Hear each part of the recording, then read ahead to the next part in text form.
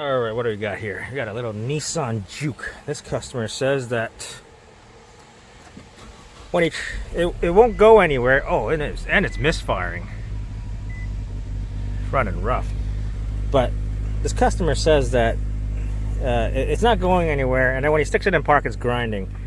So I see something dangling on the bottom of the car. Let me show you.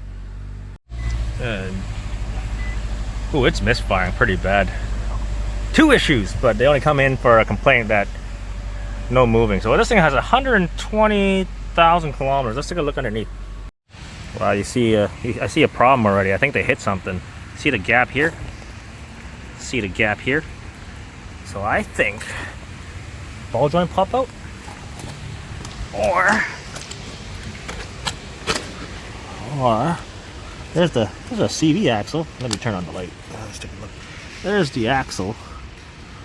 I don't know how I'm gonna get it in the shop, but that wheel is pushed back quite far. Okay, let's see what we're gonna do here. I can see it. I can't get underneath to see it, but there's the ball joint right there. See it?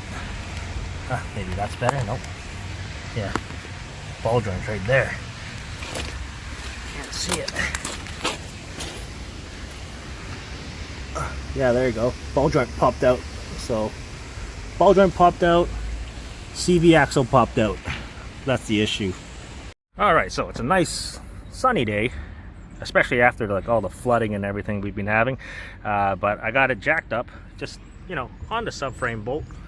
So what I'm going to do is I'm going to pop the wheel off. I'm going to see if I can actually get the the lower ball joint back into its socket so this wheel is stable.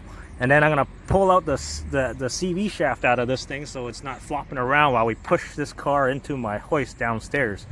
So that's what I'm gonna do. Maybe I can stick the axle shaft back in there, but I don't know how I got all the way down there and past the subframe, but I don't know. Let's see. All I gotta do is pull out this cotter pin, pull out this castle nut, and then there's I don't know what size that is, but I'll figure it out. Don't work on many Nissans, but yeah.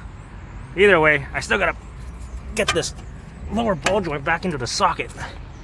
See if I can get it in there. Yeah, it's just popped out right there. I don't know if you can see it. Yeah, right there.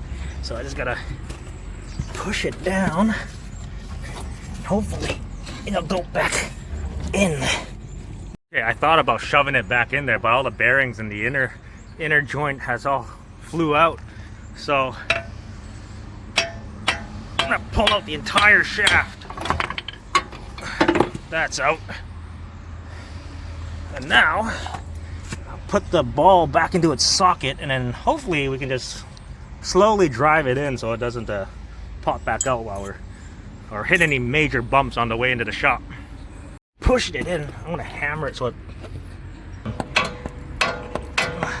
the part where it holds it in place. So now ball joint seated into the socket, and I put the wheels back on, and then I'm gonna go get some guys to help me push the car back into the shop, or push it into the shop. Look at that, I should be a mobile mechanic. Just temporarily for now. I'm gonna go find some guys to help me push it in. I made it into the shop with no issues on my hoist too. Now that I got it up in the air, I might as well check this side, because hey, who knows, if the other side popped out, this side might have popped out, but we're nice and tight there, so this side's fine. Now we just gotta put everything on this side. Just lower control arm, CV axle, and this tie rod has a little bit of play. Look, you see the movement? Oh, maybe I should lean my hand against the wheel. You can see it. Have just a little bit of this play. See it move up and down? Yeah, a little bit of play. While we're still down here, I might as well pop out the inner Hopefully nothing leaks out, because sometimes people overfill their transmission and it leaks out because, you know, your level's typically below the output shaft. Let's see if I can get it out. Ooh. And I'll clean up all that CV grease. Nope. Maybe a smaller pry bar, maybe. Fluid's coming out. Well, stick it in the lid. Sticking it back in a little bit. I'm just gonna go get a catch pan. Already greasy. Alright, so ordered the outer tie rod. I'm just gonna bust it loose while we wait for it. I might be going for lunch after I get everything out. That's out. Also cracked it loose, so that will come out perfectly fine. Gonna remove the lower control arm. I already spun the nut off, and then I just kept gunning at the stud so it breaks up all that rust in there, and I should be able to punch that through. And then the other question is, can I pop the ball joint out of the knuckle? So what do we got? We got that out, we got tie rod out, we got both lower control arm bolts out. All I gotta do, well, I took the ABS wire to give me some slack just in case I gotta pull it out far enough, but we're gonna pop the lower control arm out.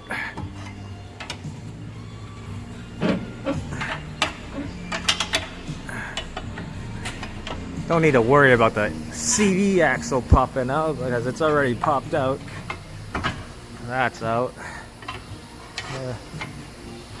See if I can get the pry bar in there. There you go. Now, bear with me, people. Almost out.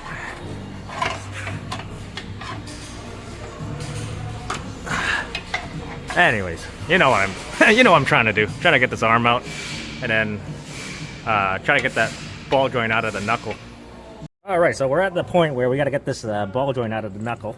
So what I do is I put a chisel, right, hammer it in there so to be able to spread those cheeks open, and then you can use a pickle fork if you want, but what I do is I just use my air hammer, and then you just drive it out through the top, and then you know, you get it out that way.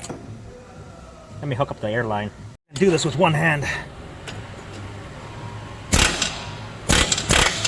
Oh, that fell out. And that's out. And we're good.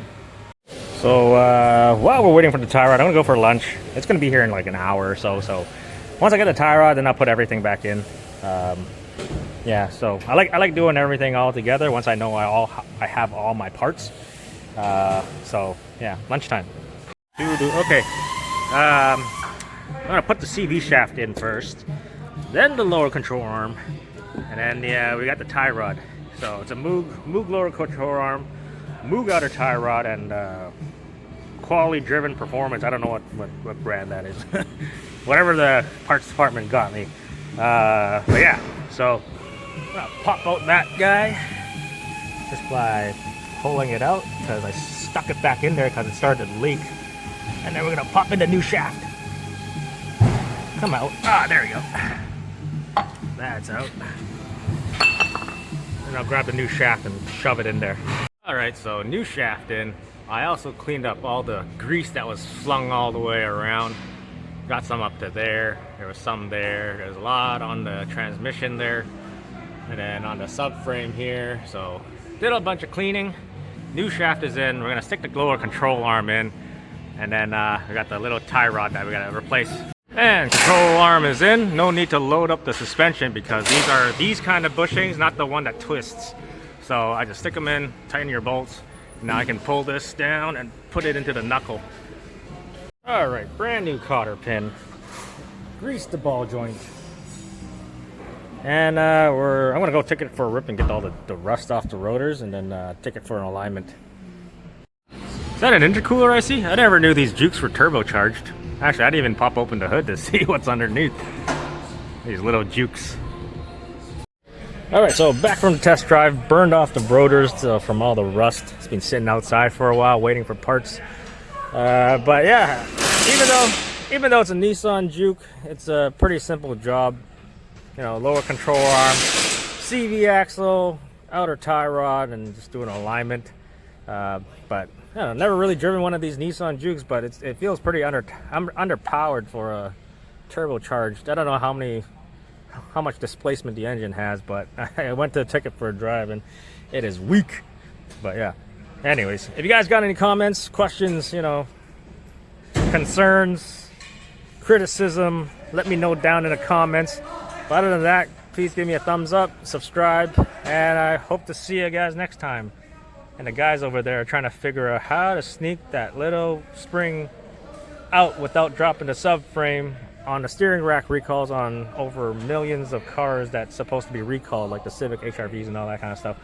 But yeah, for us here in Canada, we got to drop the subframe. But apparently, the people in the dealerships in the U.S. get like a kit, and you get this really thin ass socket to take the threaded cap on the bottom to replace the spring.